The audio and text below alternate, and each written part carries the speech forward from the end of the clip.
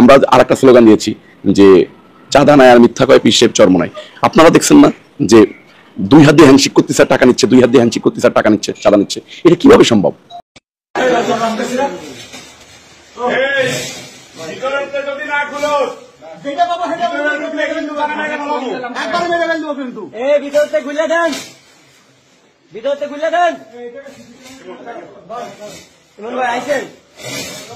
ভাই তো বন্ধ হয়ে যাচ্ছে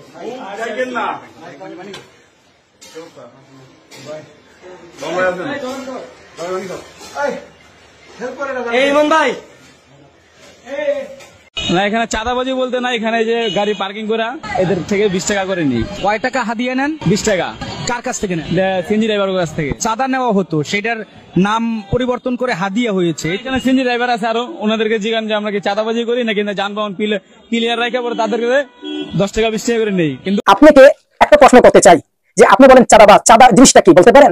অনুরোধ করবো আগে চাঁদার সংখ্যাটা জানেন আর হাদিয়ার সংখ্যাটা জানেন, তার আপনারা বলবেন যে চরমনা পীর সাহেব চাঁদা তুলছে এবং আমরা কিভাবে আপনারা কিভাবে চাঁদা তুলেন। আপনারা আসসালামু আলাইকুম ওয়া রাহমাতুল্লাহি ওয়া বারাকাতুহু। নাহমাদুহু ওয়া নুসাল্লি আলা রাসূলিহিল কারীম, আম্মা বা'দ। বিএনপির নেতা রবিউল ইসলাম নয়ন তিনি আলেমদের সামনে যে সমস্ত কথা বলে, তিনি সাংবাদিকদের প্রশ্ন উত্তরে বলেন যে যারা দাড়িওয়ালা টুপিওয়ালাকে তিনি অনেক সম্মান করেন, সালাম দেন, সালাম না দিয়ে তিনি যান না। আমার ধর্মের প্রতি অনেক শ্রদ্ধা। আমি মানে আমার মনে হয় না যে আমি দাড়ি টুপিওয়ালা মানুষ দেখলে সালাম না দিয়ে যাই। এটা আমার কালচার, আমি মনে করি যে এটা আমার রাসূলের সুন্নাত।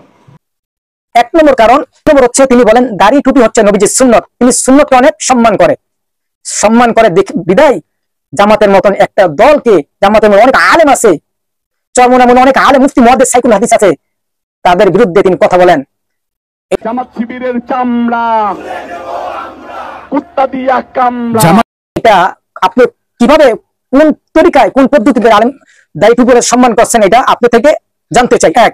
2 নম্বর হচ্ছে আপনি বলেন যে চরমনায় তারা হ্যান্ডশেক করে লক্ষ লক্ষ টাকা চাঁদাবাজি করছে। আমরা আরেকটা স্লোগান দিয়েছি যে চাঁদা নাই আর মিথ্যা কয় পিসেব চরমনাই।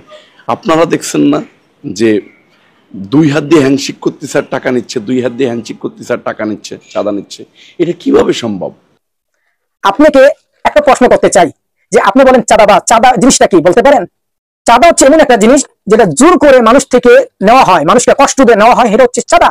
আর যদি মানুষ খুশি করে, খুশি আনন্দে আপন মনে করে একটা জিনিস দেয়, সেটা হবে হাদিয়া, সেটা উপহার। যখন প্রত্যেকটা মানুষের এক এক মানুষ এক এক দল করে, দলকে বাঁচানোর জন্য, দলকে সামনে এগিয়ে নেওয়ার জন্য মাসিক একটা টাকা, কেউ টাকা দেয়, কেউ 100 দেয়, 500 দেয়, 1000 দেয়, লক্ষ টাকা দেয়।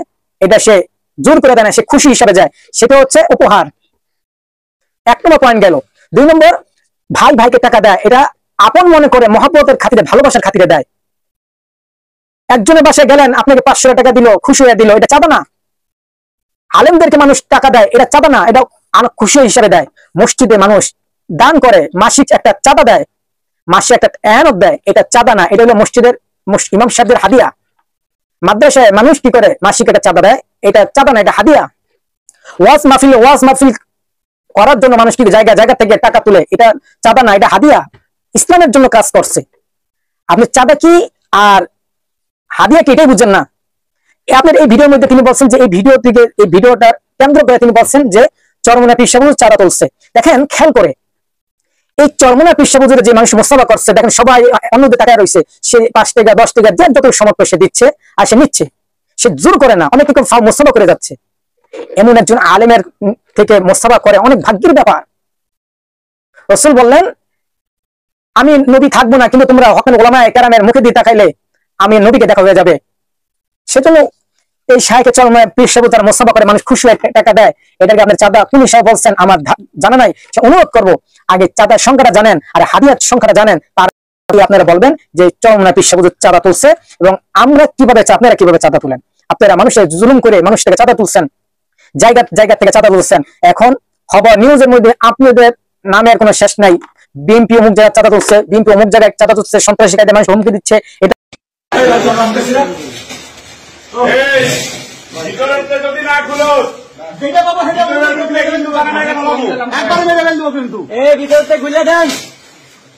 ভিতরতে খুলে দেন।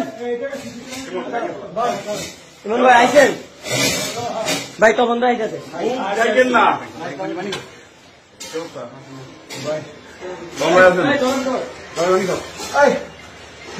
এই ইমন ভাই,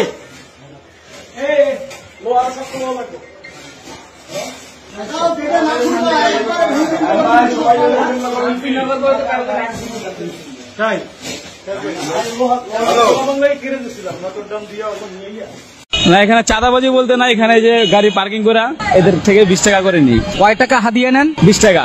কার কাছ থেকে নেন? সিএনজি ড্রাইভারের কাছ থেকে। চাঁদা নেওয়া হতো, সেটার নাম পরিবর্তন করে হাদিয়া হয়েছে। এখানে সিএনজি ড্রাইভার আছে আরো, ওনাদেরকে জিজ্ঞান যে আমরা কি চাঁদাবাজি করি নাকি যানবাহন ক্লিয়ার রাখা পরে তাদেরকে 10 টাকা 20 টাকা করে নেই, কিন্তু জোর জুলুম ভাবে নেই না, এটা জিজ্ঞেস করতে পারেন। যানজট মুক্ত রাখার জন্য, রাস্তা ক্লিয়ার রাখার জন্য তো ট্রাফিক নিয়োগ দেওয়া আছে, কিন্তু আপনি কি? হ্যাঁ অবশ্যই, একটা ট্রাফিকের ডিউটি হচ্ছিল আপনার 8 ঘন্টা, তারা সর্বনিম্ন ডিউটি করে আধা ঘন্টা।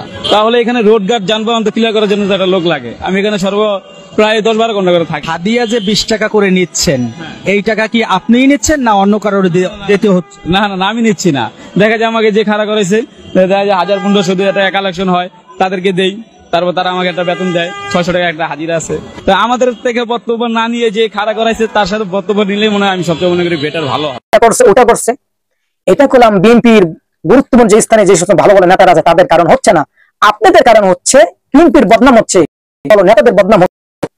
সে অনুরোধ করবো, ফালতু কথা বলে আমাদের মধ্যে এবং সাধারণ বিভ্রান্ত সৃষ্টি করবেন না। কারণ নবীজি সাল্লাল্লাহু আলাইহি ওয়াসাল্লাম বলেন, না ওয়ারাসাতুল আম্বিয়া, নবীজি বলেন ওয়াক্তান উলামায়ে কেরাম হচ্ছে আমি নবীর ওয়ারিস। নবীর ওয়ারিসদেরকে আপনি খারাপ মন্তব্য করবেন, খারাপ গালি দিবেন, খারাপ বাজে বাজে কথা এবং মিডিয়ার সামনে ভালো ভালো সেজে থাকবেন, এটা জাতি কখনো মেনে নেবে না, আল্লাহ বরদাস্ত করবে না। সেজন্য আল্লাহ তাআলা আমাদের প্রত্যেকটা মুসলমান দিনের সহি বুঝ দান করুন, আমিন।